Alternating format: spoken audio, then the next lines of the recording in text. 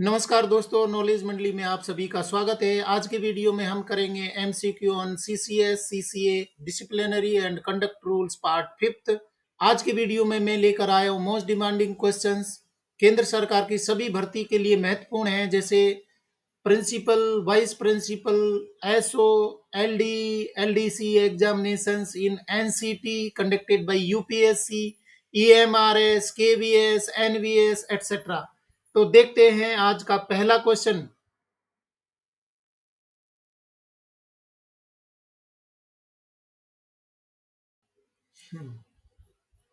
81.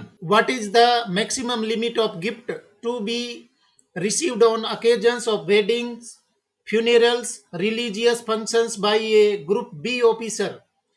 मतलब उपहार की अधिकतम सीमा क्या होनी चाहिए किसी ग्रुप बी अधिकारी द्वारा शादियों, अंत्येष्टि, धार्मिक कार्यों के अवसरों पर प्राप्त किया गया हो। ऑप्शन है A ₹15,000, B ₹14,000, C ₹13,000, D ₹12,000। Correct answer is A ₹15,000। Group B अधिकारी है वो 15,000 तक की गिफ्ट है वो वेडिंग्स पे, फ्यूनरल्स पे और रिलीजियस फंक्शंस पे प्राप्त कर सकता है।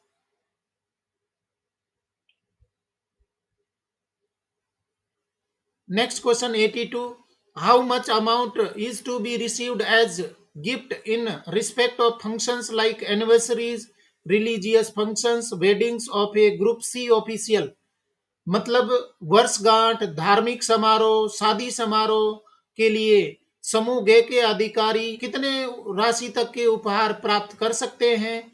Option A ₹5,000, option B ₹4,000, option C ₹7,500, option D ₹10,000।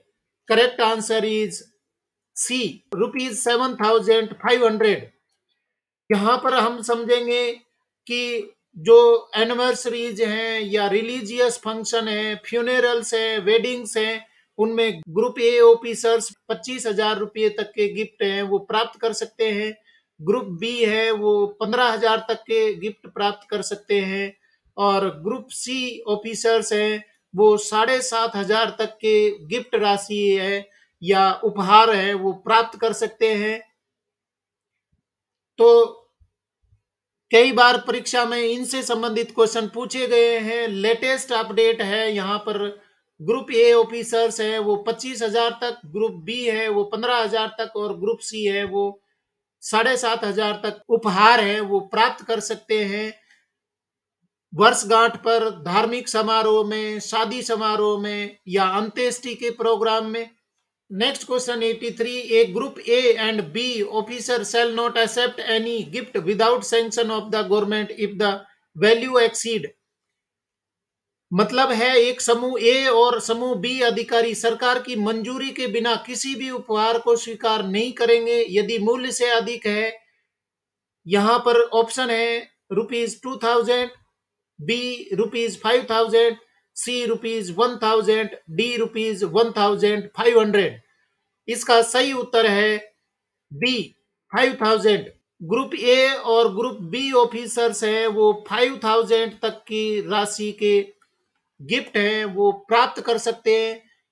यहां पर ध्यान रखना है कि ये जो गिफ्ट है, उपहार है, इसकी सूचना सरकार को इससे कम राशि होगी तो देनी नहीं पड़ेगी।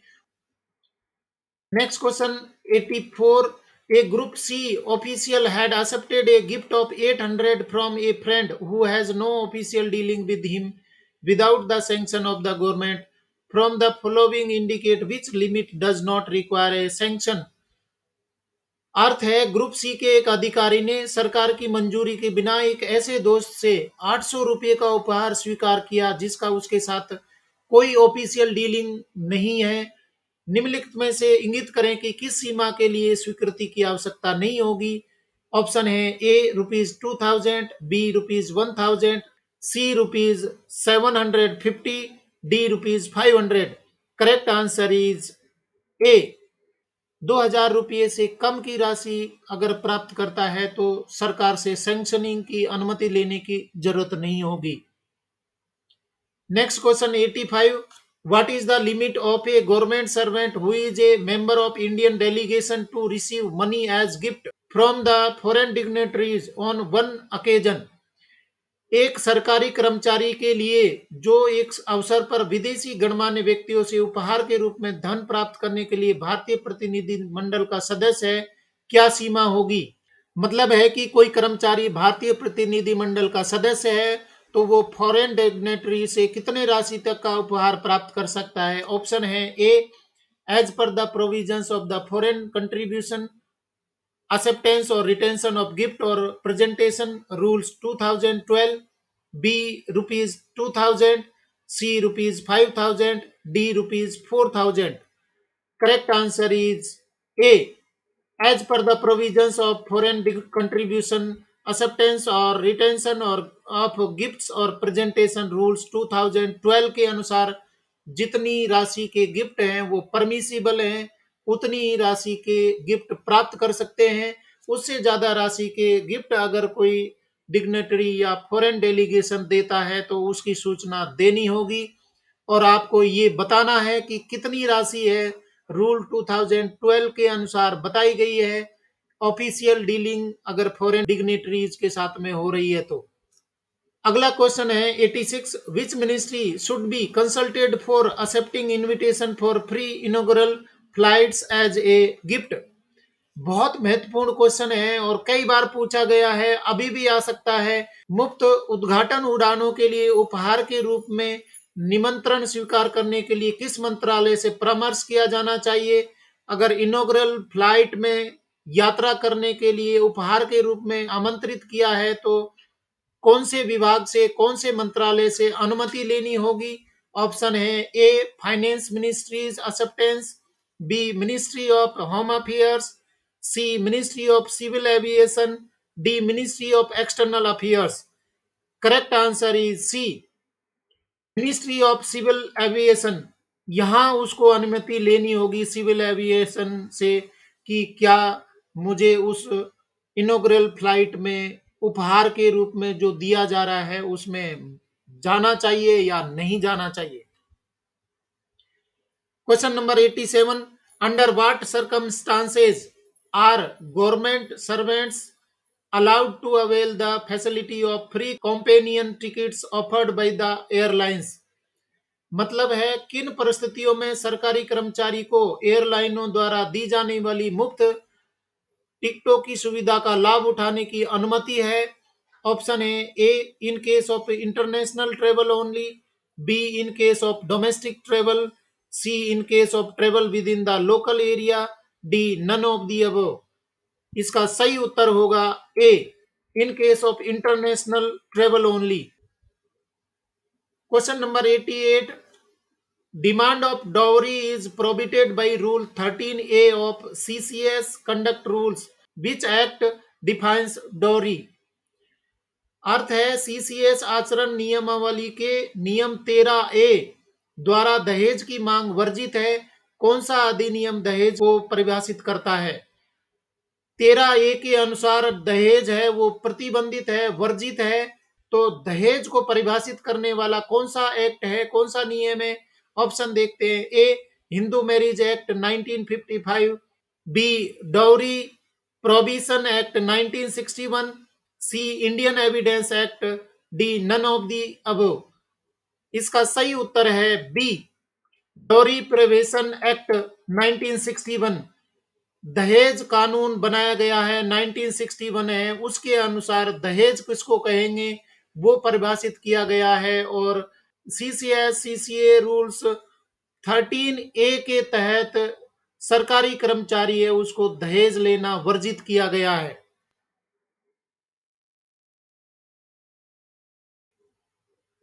Question number 89, if a government servant violated the Dowry Prohibition Act 1961, what punishment should be initiated?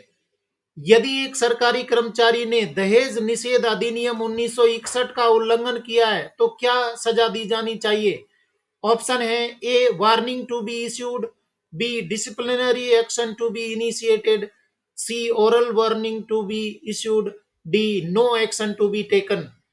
इसका सही उत्तर होगा B, disciplinary action to be initiated, अगर उसके खिलाफ अनुशासनात्मक कार्रवाई की जाएगी।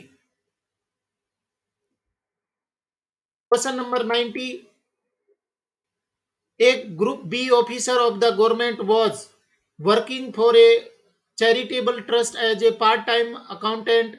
Which of the following sentence is true? सरकार का एक ग्रुप बी अधिकारी एक चैरिटेबल ट्रस्ट के लिए अंशकालिक लेखाकार के रूप में कार्यरत था। निम्नलिखित में से कौन सा वाक्य सत्य है? Option A, if it was a honorary work, no previous sanction is necessary. B, previous sanction is necessary even for honorary work. C, he cannot involve in any part-time work. D, he can undertake any part-time job. Correct answer is A. It was a honorary work. No previous sanction is necessary. तो CCA rules के अंतर्गत बहुत सारे कार्य हैं, वो बताए गए हैं कौन सा कार्य है जिसके लिए सैंक्शन जरूरी है, इंटीमेशन जरूरी है, परमिशन जरूरी है, और कौन से कार्य के लिए परमिशन जरूरी नहीं होती है। सीसीएस सीसीए कंडक्ट रूल्स है, मेरे वीडियो देखते रहिए, आपको सारे पता लग जाएंगे और आप सही उत्तर बता सकते हैं।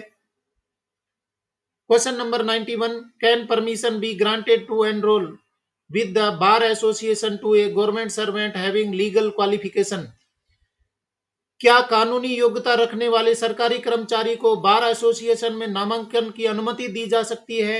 ऑप्शन है A, permission to enrol as an advocate but not allowed to practise. B, not permitted. C, he can enrol without permission. D, permitted to enrol as an advocate and engage himself in the legal profession. सही उत्तर है A, permission to enrol as an advocate but not allowed to practise. कोई bar association में enrol कर सकता है परंतु वो एडवोकेट के लिए प्रैक्टिस नहीं कर सकता, जो कि लीगल क्वालिफिकेशन रखता है, फिर भी उसको प्रैक्टिस की अनुमति नहीं होगी सरकारी कर्मचारी को। Question number 92, is it necessary to get prior sanction to participate in any competition oblique social event organized by private company oblique organization, the primary objective of which is only to promote their business? मतलब क्या निजी कंपनियों संगठनों द्वारा आयोजित किसी प्रतियोगिता या सामाजिक कार्यक्रम में भाग लेने के लिए पूर्व स्वीकृति प्राप्त करना आवश्यक है जिसका प्राथमिक उद्देश्य केवल अपने व्यवसाय को बढ़ावा देना है? ऑप्शन है हमारे A, prior sanction is necessary. B, prior sanction not necessary. C, formal intimation is enough. D, sanction is optional. इसका सही उत्तर होगा A, prior sanction is necessary.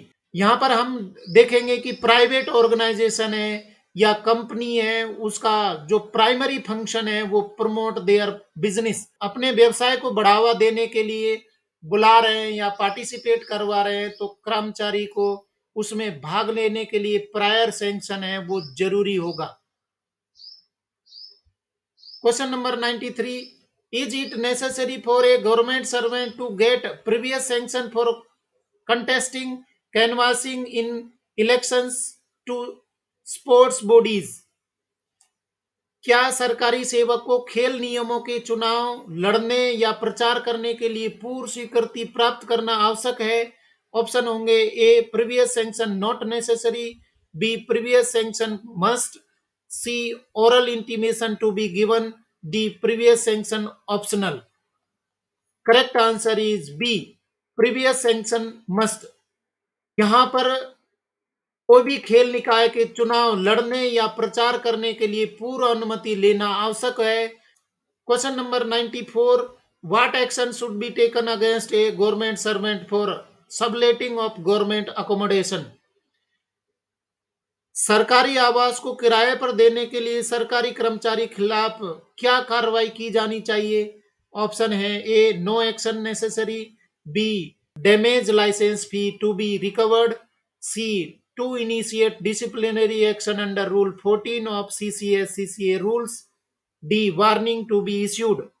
इसका सही उत्तर होगा सी, to initiate disciplinary action under Rule 14 of CCS CCA rules।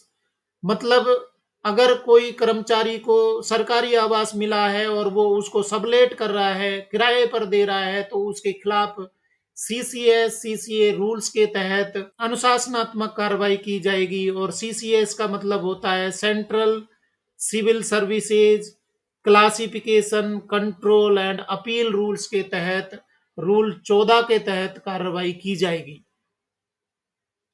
Question number 95. Whether a government servant should get prior sanction for acquiring or disposing land or valuable property। क्या किसी सरकारी कर्मचारी को भूमि या मूल्यवान संपत्ति के अधिग्रहण या निपटान के लिए पूर्व स्वीकृति लेनी चाहिए? ऑप्शन है A prior sanction should be obtained, B ex post facto sanction to be obtained, C no sanction is necessary, D oral intimation to be given. तो आपको पता है इसका सही उत्तर क्या होगा? सही उत्तर है prior sanction should be obtained.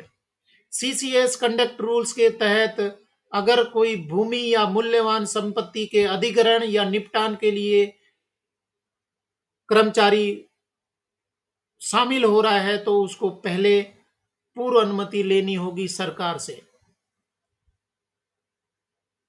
Next question 96।